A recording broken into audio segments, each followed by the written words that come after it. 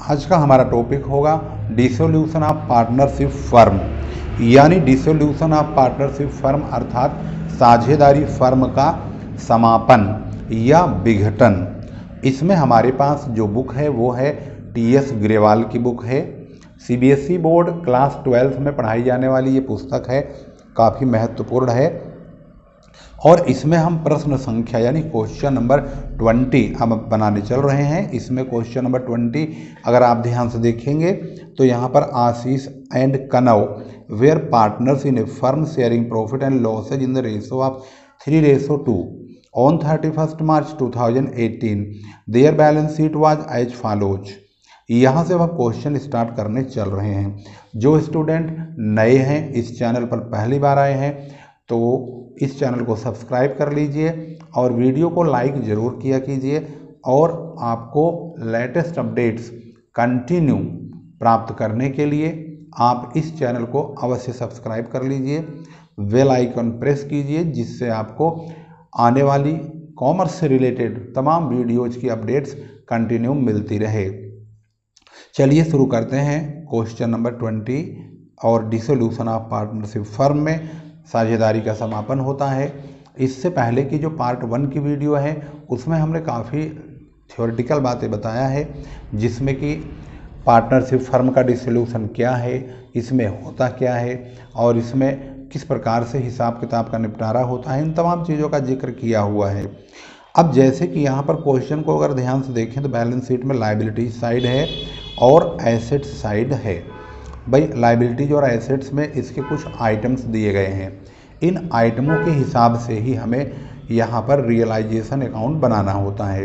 तो realisation account एक ऐसा अकाउंट है जिसमें संपत्तियों और दायित्वों को दोनों का हिसाब किताब फाइनल किया जाता है, यानी कि एसेट्स को बेचा जाता है और लायबिलिटीज का पेमेंट किया जाता है। जो स्टूडेंट इस चैनल पर नए हैं उनसे मैं ये कहूँगा कि इस चैनल को सब्सक्राइब कीजिए और वीडियो को अंत तक देखा कीजिए, कोई भी पॉइंट मिस ना कीजिए।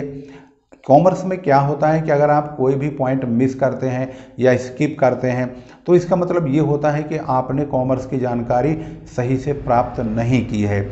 और बाद में फिर क्या होता है, अगर आप बीकॉम वगैरह कर लेते हैं तो किसी सीए सीएस के पास अगर आप जाते हैं तो वहाँ पर आपको वही चीज़ की प्रैक्टिस करनी पड़ती है जिसको आप छोड़ के जा चुके हैं, जिसके बारे में आपने मिस कर दिया है, जिस टॉपिक को मिस कर दिया है।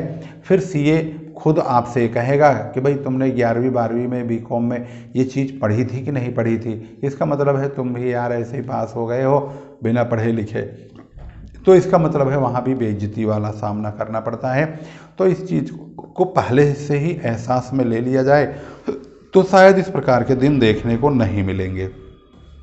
तो यहाँ पर क्वेश्चन नंबर 20 है, जिसमें आशीष कनव पार्टनर हैं और इनका प्रॉफिट एंड लॉस का जो रेशो है 3:2 का है। क्वेश्चन आपके बिल्कुल सामने है स्क्रीन पर और हम इसको बाकायदे पढ़ भी रहे हैं एक एक पॉइंट। 31 मार्च 2018 को उनकी बैलेंस शीट यहाँ दी हुई है, जिसमें लायबिलिटीज साइड में क्रेडिटर्स है, एम्प्लॉय प्रोविडेंट फंड है, मिसेज आशीष लोन है।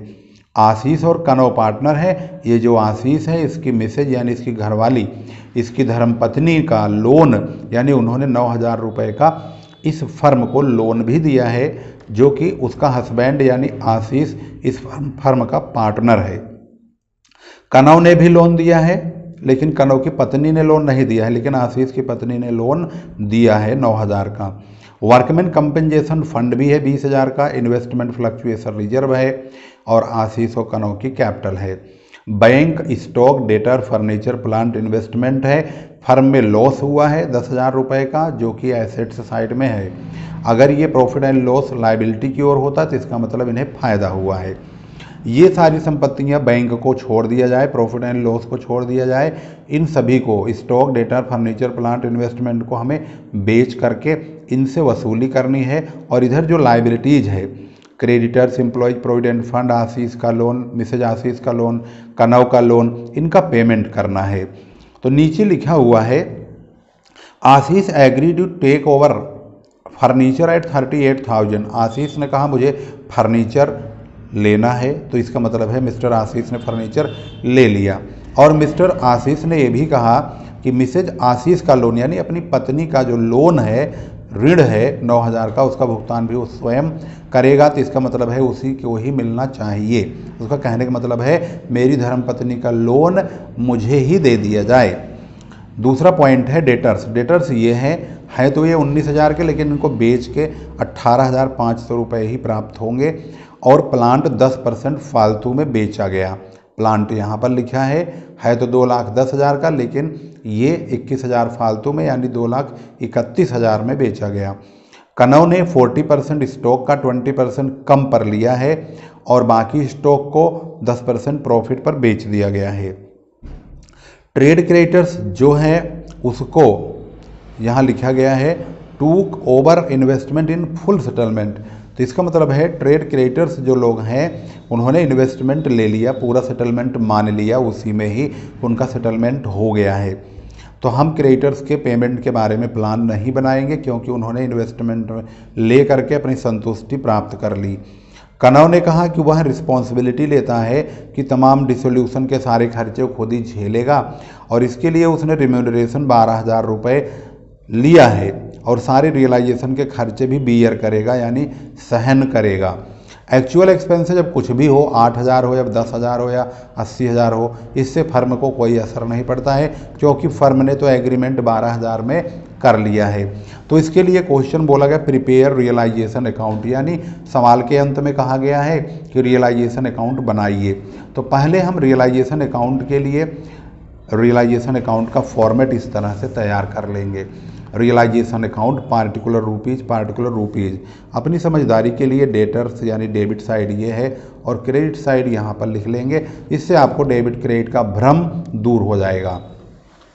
तो यहाँ पर आता है बैंक तो नहीं बेचना है, ना ही प्रॉफिट एंड लॉस बेचना है। Stock, debtors, furniture, plant, investment इन्हें बेचना है। इन पाँचों को 24,000, 19,000, 40,000, 2,10,000, 32,000 यानी इन 24 से लेके 32 तक इन पाँचों को हम यहाँ पर लिख लेंगे। 24 से लेके 32 तक पाँचों यहाँ आ गए।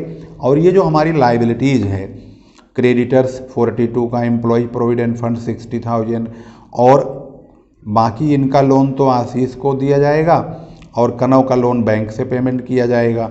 तो हम यहाँ पर भी बैंक का पेमेंट कर सकते हैं अगर हम चाहें तो, क्योंकि अगर किसी के लोन में कमी या बढ़ोतरी हो रही है, जैसे कनौ का लोन 35,000 है 35,000 और इसमें कम हो गया, मान लो 32 का पेमेंट हुआ या 30 का हुआ, तो हम इसको रियलाइजेशन अकाउंट में ट्रांसफ़र करेंगे। अगर इसके बारे में कोई कमी या बढ़ोतरी नहीं है तो इसका पेमेंट सीधा बैंक से कर दिया जाए, वहीं पर क्रेडिट साइड में पेमेंट कर देंगे। तो हम लाइबिलिटी साइड से एक तो क्रेडिटर्स, एक एम्प्लॉय प्रोविडेंट फंड और एक इन्वेस्टमेंट फ्लक्चुएशन रिजर्व, ये तीन चीज़ हम ट्रांसफ़र कर लेंगे क्रेडिट साइड में। क्रेडिटर्स, एम्प्लॉय प्रोविडेंट फंड, कनौ का लोन भी हमने डाला है। कनौ के लोन में हालांकि इसमें कोई कमी या बढ़ोतरी नहीं है, लेकिन यहाँ पर हमने डाल के ये दिखाया है कि इसको आप डाल भी सकते हैं और नहीं भी डाल सकते हैं। अगर डालेंगे तो किस प्रकार से यहाँ पर क्रेडिट साइड में कनौ के लोन को शो करेंगे। अब मान लो ये 35,000 का पेमेंट करना है कनौ के लोन का और ये बोल दिया सवाल में 32,000 का पेमेंट होगा, तो हम यहाँ पर टू बैंक अकाउंट लिखेंगे और कनौ का लोन यहाँ 32,000 लिख देंगे। ये प्रेजेंटेशन है। अगर कुछ भी नहीं बोलता है तो इसको यहाँ लिखें या ना लिखें, कोई असर नहीं पड़ता है, क्योंकि 35 हम यहाँ भी लिखेंगे, 35,000 यहाँ लिखेंगे, दोनों तरफ बराबर ही है, तो ना तो ज़्यादा है ना कम है, तो क्या असर पड़ रहा है रियलाइजेशन अकाउंट पर? कुछ भी नहीं। तो इस प्रकार से एक तो हो गया क्रेडिटर्स, उसके बाद दूसरा अमाउंट यहाँ पर देखेंगे तो हो गया एम्प्लॉय प्रोविडेंट फंड, इसके बाद कनौ का लोन हमने 3 अमाउंट और एक इन्वेस्टमेंट फ्लक्चुएशन रिजर्व 4,000 रुपये का, ये 4 अमाउंट यहाँ पर क्रेडिट साइड में डाल दिए जाएंगे, 1, 2, 3 और 4। इसके बाद हमारा अगला स्टेप होता है कि हम इन सभी पांचों एसेट्स की नीलामी करेंगे। तो देखेंगे कौन सी चीज़, कौन सी एसेट्स किसने लिया है। तो नीचे क्वेश्चन में ये कहा गया है कि आशीष ने फर्नीचर को 38,000 में ले लिया है। अब भाई आशीष ने फर्नीचर को ले लिया है 38,000 में, तो हम यहाँ पर बाई आशीष कैपिटल अकाउंट लिखेंगे। यानी क्रेडिट साइड में यह पैसा आशीष के कैपिटल अकाउंट में ट्रांसफ़र होगा इस प्रकार से, बाई आशीष कैपिटल अकाउंट, और फर्नीचर ब्रैकेट में लिख देंगे अपनी जानकारी के लिए 38,000 में।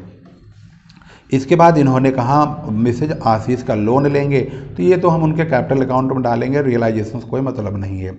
डेटर से 18,500 रुपये प्राप्त होंगे, तो यहाँ पर बाई बैंक अकाउंट लिख देंगे, डेटर से 18,500 रुपये लेंगे। कनौ took over 40% of the stock at 20% less. कनौ ने स्टॉक का 40% भाग 20% कम पर लिया है, बाकी स्टॉक 10% फायदे पर बेचा गया। तो अब स्टॉक की बात करें तो 24,000 का स्टॉक है। पहले इसकी स्टोरी को हैंडल करते हैं। ये 24,000 का स्टॉक है, इसके दो टुकड़े हो गए, एक तो 40% और दूसरा हो गया 60%। तो 40% की अगर बात करें तो ये होता है 9,600 रुपये, और बाकी जो बचता है 14,400, यानी बाकी जो बचेगा ये 14,400 बचेगा। ये वाला 20% कम पर, यानी इसका 20% होता है 1920 रुपये। तो इसका मतलब है ये 1920 रुपये कम करके कनौ ने ले लिया, तो इसे घटाएंगे तो 7,680 रुपये, यानी 7680 में ये कनौ ने ले लिया। तो हम यहाँ पर लिख देंगे बाई कनौ कैपिटल 7680।